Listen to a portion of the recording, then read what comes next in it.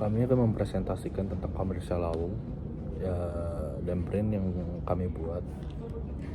Selanjutnya, kami membuat brand kopi yang bernama Cloud Coffee, dan kami ingin membuat produk kopi yang memberikan kesan dan suasana yang tenang dan damai. Kami juga ingin menyajikan kopi berkualitas yang menciptakan pengalaman menenangkan dan reflektif bagi setiap pelanggan. Cloud Coffee ini lahir dari pengalaman pribadi kami, yaitu kami sering kali menikmati kopi sambil menatap awan yang menenangkan pikiran. Dan nilai-nilai utama dari Cloud Coffee ini adalah ketenangan, yaitu menciptakan ruang nyaman bagi pelanggan untuk beristirahat di hiruk-pikuk dunia. Dan kualitas, kami menghadiri kualitas rasa yang lembut dan seimbang dan sangat blending terhadap antara kopi dengan susu atau bahan-bahan yang lainnya. Keterhubungannya itu kami menjadikan tempat untuk berbagi momen dan cerita. Nah, kami mengambil inspirasi dari Cloud Coffee ini itu adalah Cortez Coffee. Cortez Coffee and Bar adalah sebuah lounge cafe bar di Jakarta yang menawarkan kopi plus makanan dan view kota dengan konsep santai tetapi juga tetap sosial. Tempat ini untuk escape dari your business daily routines lah, lebih kayak ke relaksasi atau sosial language sambil menikmati kopi, minuman, gambaran CCTV udah suasana santai.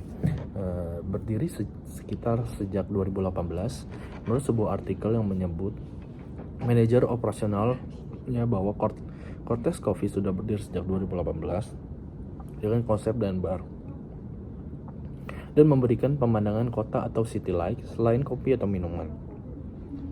Banyak makanan western atau fusion dan suasana yang agak upscale dibanding warung kopi biasa. Contoh salmon, pasta, mocktail, koktail, nachos, dan sebagainya. Nah, setelah kita cek melalui PDKI dan juga Google, kita nggak menemukan adanya kesamaan nama Cloud ini dengan brand-brand lain. Waktu itu udah sempat ada yang mencoba untuk menggunakan nama Cloud, namun bisa kita lihat di sini bahwa merek tersebut itu tidak berhasil diterima atau ditolak.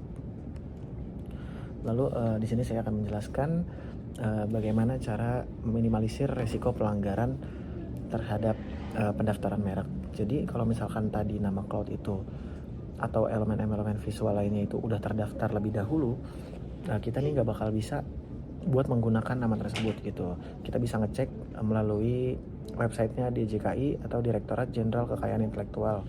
Namun karena hasil pencarian nama kami itu belum ada yang menggunakan, maka kami akan mencoba untuk menggunakan nama tersebut.